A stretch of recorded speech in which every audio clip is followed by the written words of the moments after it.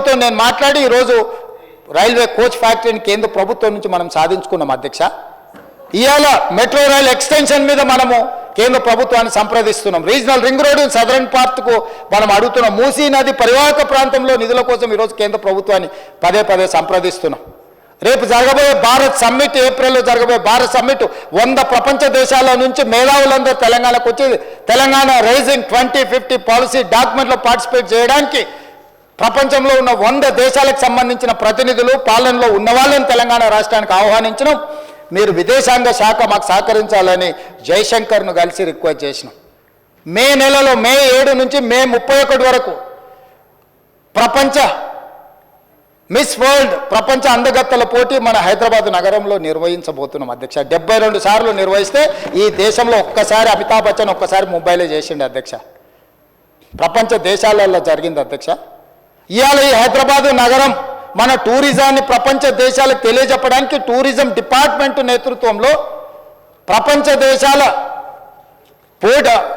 అందగత్తెల పోటీలు ఇవాళ హైదరాబాద్ నగరంలో మనం తీసుకొచ్చినాం అధ్యక్ష. మిస్ వరల్డ్ మే 7 నుంచి మే 31 వరకు హైదరాబాద్ నగరంలో జరగబోతుంది. 140 దేశాలకు సంబంధించిన ప్రతినిధులు, 3000 టీవీ ఛానల్స్, మీడియా ఛానల్స్ ఇవాళ నెల రోజులు తెలంగాణ రాష్ట్రంలో ఉండబోతున్నాయి అధ్యక్ష.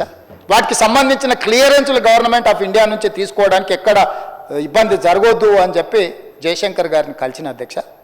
స్టేట్ ఇంట్రెస్ట్లో నేను ఢిల్లీకి వెళ్తే నేను ఇంకోసారి లెక్క చెప్తా అధ్యక్ష. నేను ఎప్పుడు అయినా కమర్షియల్ ఫ్లైట్లో 1-2 సార్లు ఏమైనా చార్టర్ ఫ్లైట్లో పోయినేమో, ఎప్పుడు అయినా సామాన్యులతో పాటు కమర్షియల్ ఫ్లైట్లో మామూలు టికెట్ కొనుక్కొని పోయినా అధ్యక్ష. ఎన్నిసార్లు నేను మీలాగా దుబారా చేయలే. ఏడికి పోయినా దేవుడికి మొక్కుతే గవర్నమెంట్ పైసలు ఇస్తాం, మొక్కుడేమో ఈయన, పైసలేమో గవర్నమెంట్వి. కిలోల కొద్ది బంగారము మొక్కు ఏదైనా ఉంటే వ్యక్తిగతం అధ్యక్ష. ప్రభుత్వం సొమ్ముతో ఎవరు మొక్కుబడులు తీర్చుకోరు అధ్యక్ష. ఏడికి పోయినా ఆయన చార్టర్ ఫ్లైట్లలో పోయింది. నేనేమన్నట్లు దుబారా చేసిన అధ్యక్ష, లెక్క తీస్తాం, దాన్ని కూడా లెక్క తీస్తాం. మీరు ఎన్నిసార్లు పోయారు, ఎక్కడెక్కడికి పోయారు, నేను ఎక్కడికి పోయినా, నేను పోయినప్పుడల్లా ఏం సాధించుకొని వచ్చినా, ఏం తెచ్చినా. మీ కడుపమంటేందో నాకు అర్థం కావట్లేదు అధ్యక్ష. కేంద్ర ప్రభుత్వంతో సత్సంబంధాలు ఉండి మోడీ గారితో నవ్వుకుంట ఫోటో దిగితే చూసినావా, మోడీతో ఫోటో దిగిండని. అంటే ఆయన ప్రధానమంత్రి, సహకారం అడుగుతున్నాం మనము ముఖ్యమంత్రిగా. రాని విషయాలు ఏమన్నా ఉంటే మనం పోరాడుతున్నాము. పోరాటంలో ఏమన్నా వెనకాడి చేసినామా? అదేవిధంగా పూడూరులో 10 ఏళ్ళు నువ్వు పక్కన పెడితే లో ఫ్రీక్వెన్సీ నేవీ రాడార్ స్టేషన్ మీకు తెలుసు, తమరికి పక్కనే పూడూరు దగ్గర 3000 ఎకరాలు. దేశ భద్రతకు సంబంధించి 10 ఏళ్ళు నువ్వు అడ్డం పెట్టి ఆ ప్రాజెక్టును పక్కన పెట్టినావు. ఆ ప్రాజెక్టు ఎంత కీలకం అంటే బే ఆఫ్ బెంగాల్లో ఎక్కడైనా శత్రు దేశాల నుంచి సంబంధించిన ఏదైనా ప్రమాదం ఈ దేశానికి పొంచి ఉంటే అక్కడ చిన్న కదలిక కదిలినా ఇక్కడ నుంచి రీడ్ చేసి ఎంబడే మన నిఘా వ్యవస్థలను అప్రమత్తం చేయడానికి అవసరమైన ప్రాజెక్ట్ అది. 3000 కోట్ల రూపాయలతో ఇక్కడ జరిగితే నువ్వు పెండింగ్ పెడితే తక్షణమే ఆ 3000 ఎకరాల భూమిని క్లియర్ చేసి ఆ ప్రాజెక్టును తీసుకొచ్చి ఈరోజు దేశ భద్రత విషయంలో రాజకీయాలకు అతీతంగా నేను వివరిస్తే నువ్వు ధర్నా చేస్తావా? ఈ దేశమే భద్రంగా లేకపోతే, ఈ దేశానికి రక్షణ లేకపోతే, ఈ దేశాన్ని రక్షించే సైనికులకు సహకరించకపోతే నీకు దేశభక్తి ఉన్నట్టా, లేకపోతే దేశ ద్రోహివా నువ్వు అని నేను అడుగుతున్నా అధ్యక్ష ప్రతిపక్ష పార్టీని. నాకేముంది అధ్యక్ష, అక్కడ నేవీ లో ఫ్రీక్వెన్సీ నేవీ రాడార్ స్టేషన్ కడితే నాకేమైనా కాంట్రాక్ట్ వస్తుందా అధ్యక్ష? ఈ దేశ భద్రత అధ్యక్ష. రాజ్నాథ్ సింగ్ గారు, నరేంద్ర మోడీ గారు వాళ్ళ ఇంటి కోసం కట్టడం లేదు కదా అధ్యక్ష. రాహుల్ గాంధీ గారు లేకపోతే ఇంకొకరు వాళ్ళ కోసం కట్టట్లేదు కదా అధ్యక్ష. దేశ భద్రత కోసం కట్టే దాంట్లో మీద కూడా నీ కుత్సితమైన రాజకీయాలు, నీ కలుషితమైన ఆలోచనలు.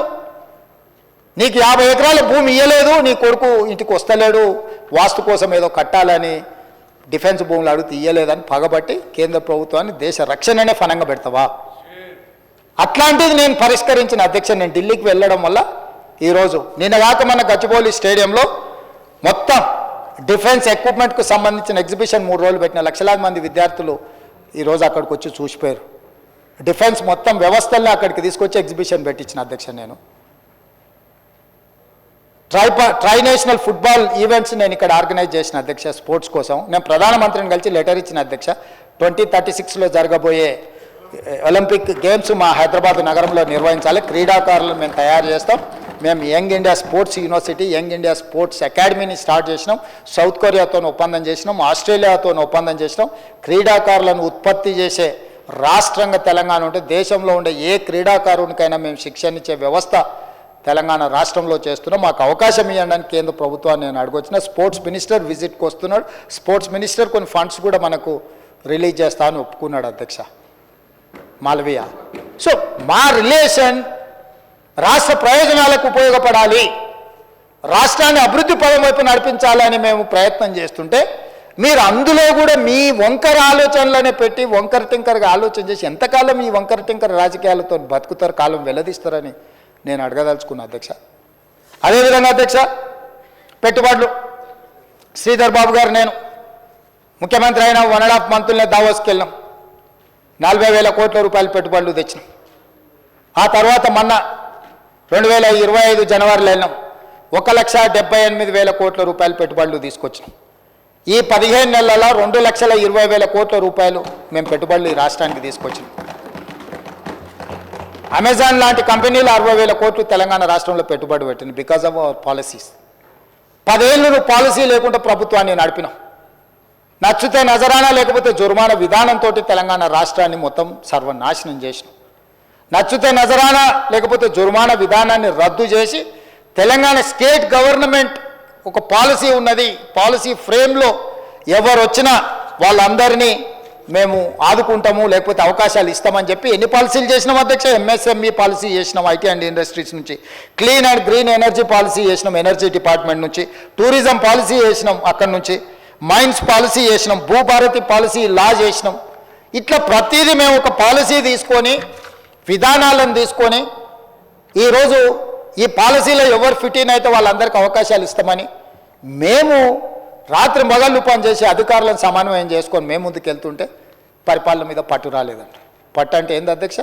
ఉత్తగానే ముద్రేసి రాజయ్య గారిని ఉప ముఖ్యమంత్రి పదవి నుంచి తొలగించినట, ఈటెల రాజేందర్ని ఎత్తి బయటపడేసినట, నువ్వు పెట్టిన దొంగ సంతకాలు పెట్టకపోతే అధికారులను తీసేసినట. ఏంది పట్టు అంటే?